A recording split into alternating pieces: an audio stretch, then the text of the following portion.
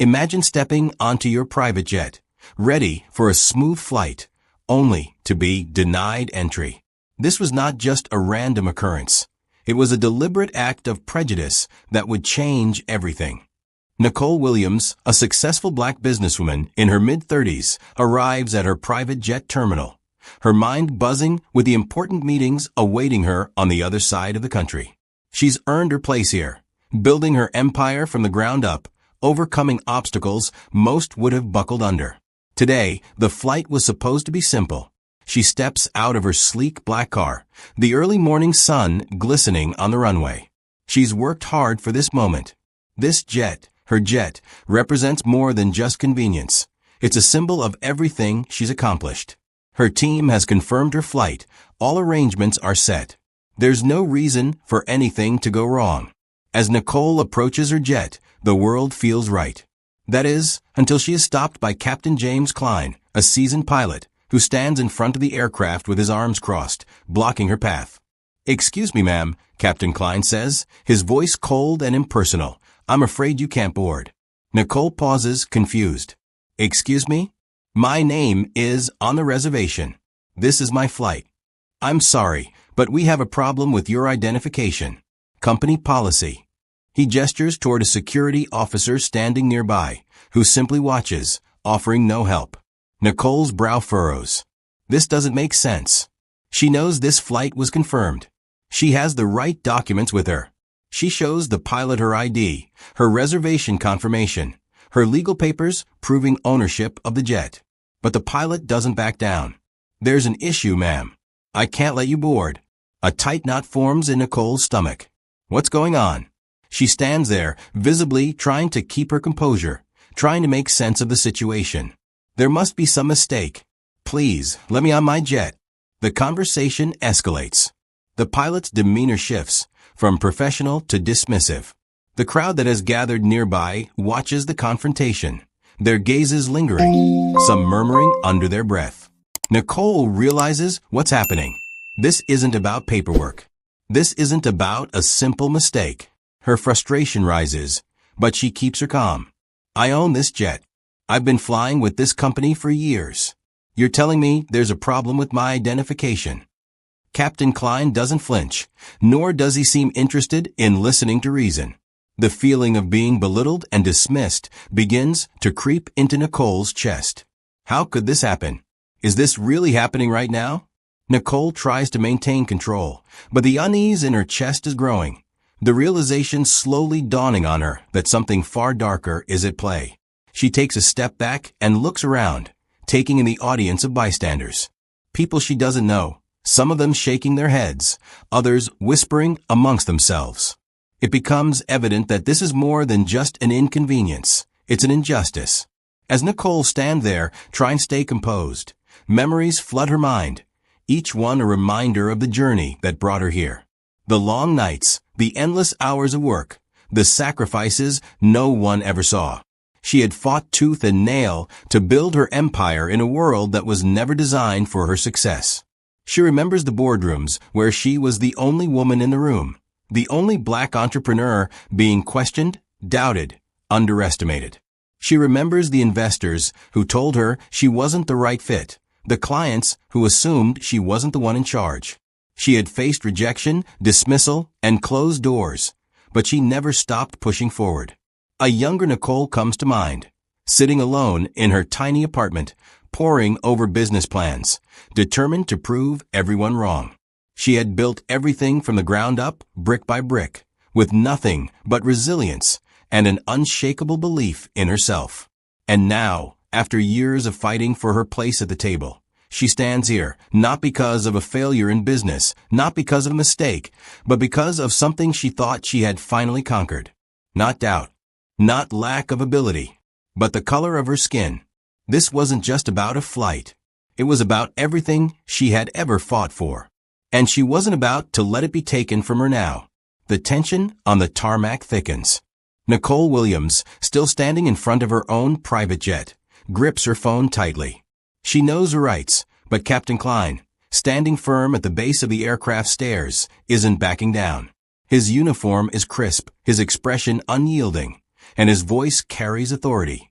But it's all built on a foundation of arrogance and entitlement. "Ma'am, I need you to step aside," Klein repeats, his tone colder this time. "I've already explained. There's been a mix-up. This isn't your aircraft." Nicole doesn't move.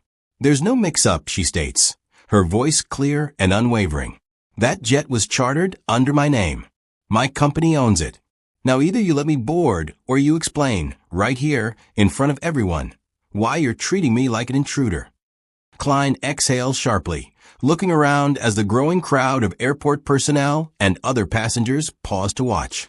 His discomfort is visible. He hadn't expected this much pushback. "Ma'am, I don't make the rules," he lies, straightening his posture. "I'm just following protocol." Nicole's jaw clenches. Protocol? She's flown on this jet countless times. What protocol prevents the owner of a private jet from boarding their own aircraft? She tries a different approach. "Fine. Let me speak to the airline's corporate office," she says. "We can clear this up right now." But Klein doesn't budge. His hands tighten at his sides. "You need to leave the premises," he warns. Nicole's patience is wearing dangerously thin, but just as she's about to call her legal team, something catches her ear, a voice behind her. A soft, muttering exchange between Klein and another flight crew member standing a few feet away. "I don't care what she says," Klein whispers, clearly unaware that Nicole can hear him. "I know she doesn't own this jet. People like her? They don't have that kind of money." Nicole's breath catches in her throat. People like her. A slow, sickening realization spreads through her body. This isn't a mistake. This isn't a misunderstanding. This is pure, deliberate discrimination. She turns sharply, locking eyes with Klein. "Excuse me." Klein freezes, realizing his words were overheard. His face flushes, but he quickly tries to cover it up. "You're misunderstanding." But Nicole isn't buying it. The tension boils over. "You just said I don't look like someone who owns this jet," she states, her voice loud enough for everyone to hear. "So tell me, Captain Klein, what exactly does a jet owner look like to you?" The crowd stirs, whispers rippling through the onlookers. Some of the ground crew exchange uncomfortable glances. Others pull out their phones, recording the moment. Klein knows he's been caught. And then he doubles down. "Look, lady," he scoffs, his tone shifting to mocking disbelief. "You expect me to believe you own a $40 million jet? Come on, be serious." Nicole lets out a slow breath. There it is. The truth he had been trying to cover with corporate jargon and fake policies. The moment of realization hits the crowd, and the power shifts. Nicole doesn't raise her voice. She doesn't need to. Instead, she smiles. A slow, knowing smile that unnerves Klein far more than an outburst ever could. And then, she pulls out her phone. "Thank you, Captain Klein," she says smoothly, pressing the record button. "Would you mind repeating that? I want to make sure my attorneys hear it clearly." The atmosphere changes instantly. Klein stiffens. His confidence wavers. He glances around nervously, suddenly aware that he's being filmed, not just by Nicole, but by several other people nearby. "Ma'am, you can't just film airport personnel," he snaps, his voice faltering. "Actually, I can," Nicole replies calmly. "Because this isn't just airport policy anymore. This is a civil rights violation." The crowd starts murmuring louder. The situation has escalated beyond anything Klein had anticipated. What he thought was a quick power play has spiraled into something much bigger. And then, another unexpected twist. A young flight attendant, barely in her mid-20s, suddenly steps forward. Her name tag reads Emma Carson. She looks hesitant, but there's a determination in her eyes. "Miss Williams," she says softly, addressing Nicole directly for the first time. I'm really sorry, but I need to tell you something." Klein whips around. "Carson," he growls, his voice filled with warning. "Get back to the cabin." But Emma doesn't move. Instead, she looks at Nicole and takes a deep breath. "This isn't the first time he's done this," she blurts out. Nicole's heart skips a beat. The crowd gasps. The people filming lean in closer. Klein's face loses all color. Another layer of truth is about to unravel. And suddenly, it's not just about Nicole anymore. Nicole Williams stood firm, her heart pounding, but her face was unreadable. She was trained for moments like this. High-stakes business negotiations where a single misstep could cost millions. But this wasn't just business. This was personal. The growing crowd on the tarmac wasn't just watching anymore. They were waiting for the truth to unfold. Emma Carson, the young flight attendant, had just dropped a bombshell. "This isn't the first time he's done this," she had said. Captain Klein whipped around to face her. His jaw clenched so tight it looked like it might snap. His eyes blazed with undisguised rage. "Carson," he hissed. "Get back to the cabin now." Emma didn't move. Nicole, sensing something bigger at play, stepped forward. "Emma, what do you mean?" Her voice was calm, but every syllable carried weight. The flight attendant hesitated, glancing between Klein and Nicole. She was visibly shaken, her fingers fidgeting with the hem of her uniform, her breathing shallow. Klein took a threatening step closer, lowering his voice so only she could hear. "Think very carefully about what you say next," he whispered, "or your career is over." Nicole saw the fear flicker across Emma's face, and she knew Klein was a bully, and bullies only thrive when no one stands up to them. "Emma," Nicole said, louder this time, "whatever you have to say, say it, right now. Because if you don't, you know he'll keep doing this, to you, to others, to someone else who might not have the resources to fight back." Emma swallowed hard, and then she made her choice. She took a deep breath and turned to the crowd. "I've worked on over 30 flights with Captain Klein," she began, her voice shaky but gaining strength. "And I've seen him deny boarding to black and brown passengers before, always with some fake excuse. Policy issues. Security concerns. But the real reason—" She looked directly at Klein now. "It was always about race." The crowd gasped. Klein snapped. "That is a lie." His voice boomed, trying to regain control. "You're trying to ruin my reputation."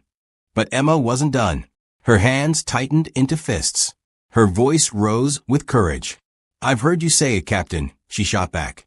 "I heard you last month when you said you didn't feel comfortable flying a plane full of certain kinds of people.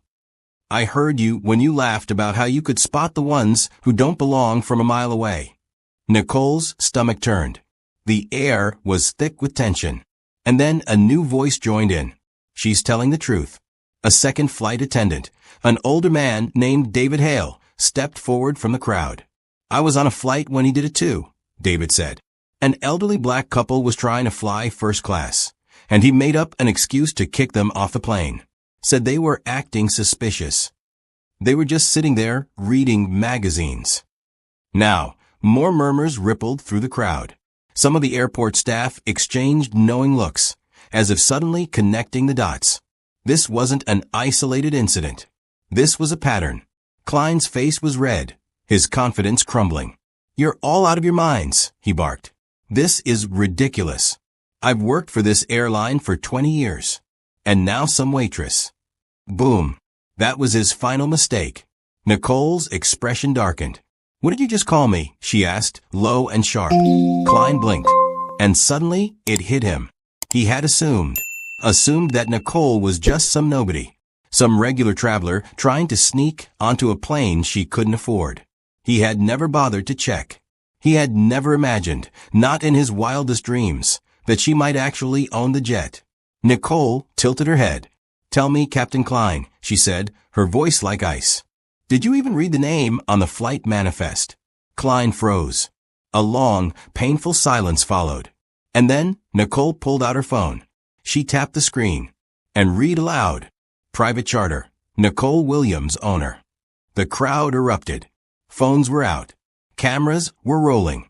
Nicole turned the screen toward Klein. "Do you need me to zoom in?" Klein's mouth opened and closed. He was speechless. And then, the final nail in the coffin. A stern voice cut through the chaos. "Captain Klein." Everyone turned. A group of uniformed airline executives stood at the edge of the tarmac, having arrived unnoticed. At the front was Ethan Shaw, the director of operations. His face was stone cold. "We need to have a word." Klein staggered backward. I was just following protocol," he stammered. She was acting suspicious.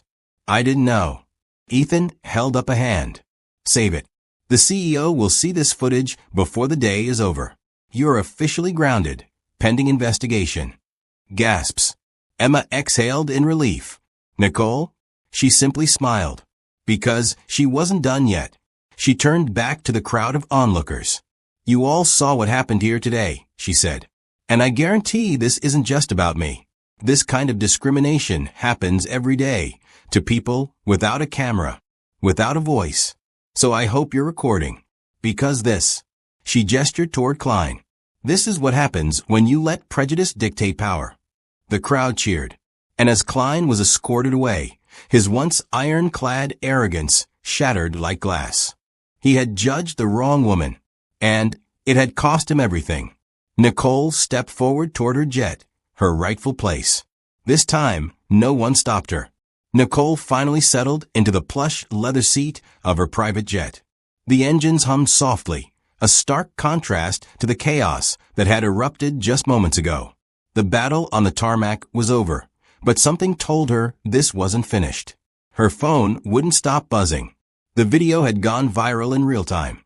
The world had just watched her, the rightful owner of this jet, be denied access because a racist pilot refused to believe a black woman could own such luxury.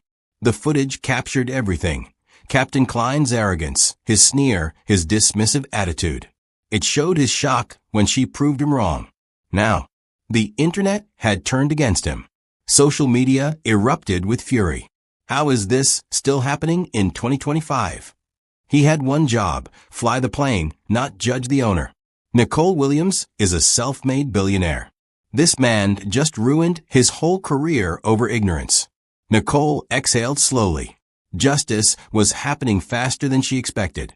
Then her phone rang. An unknown number. She hesitated. Then answered. Ms. Williams. The voice was smooth, professional.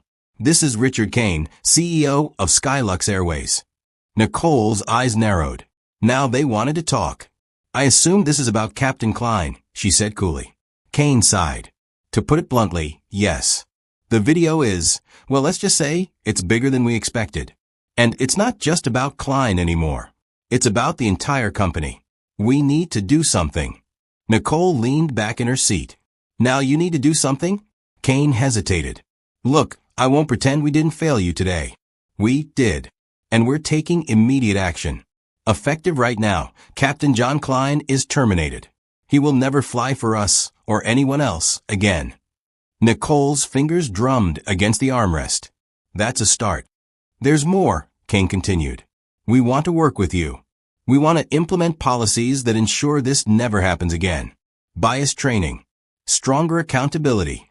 Real consequences. And we want you to help us lead the change.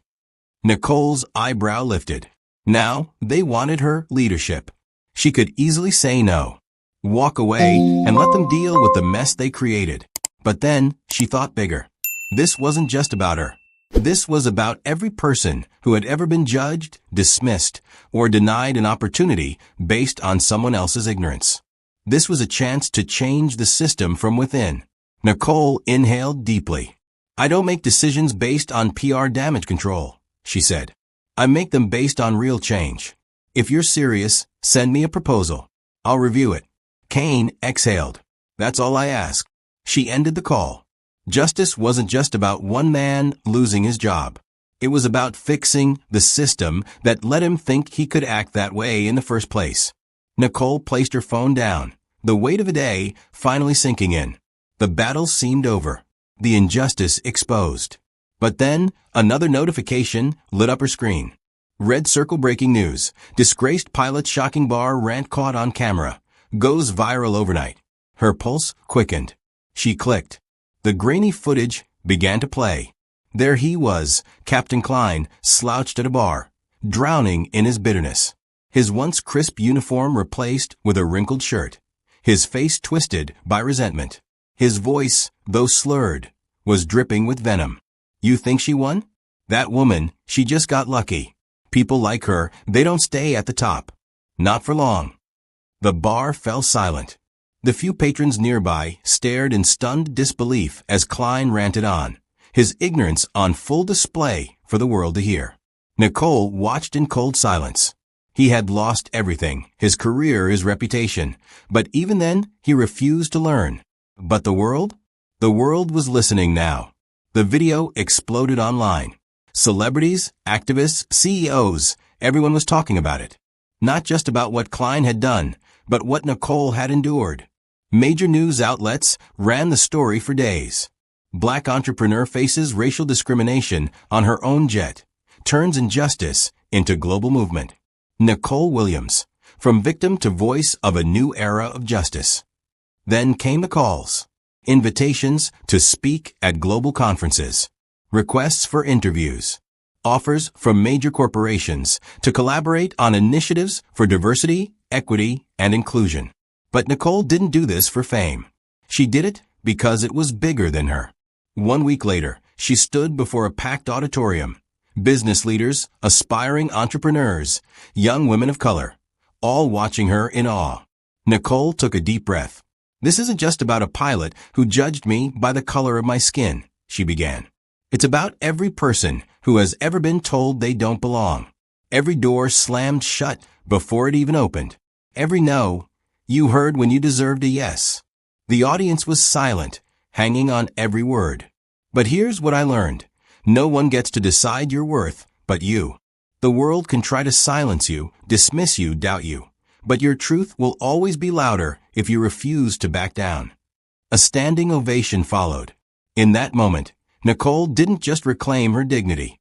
She became a symbol of strength for millions.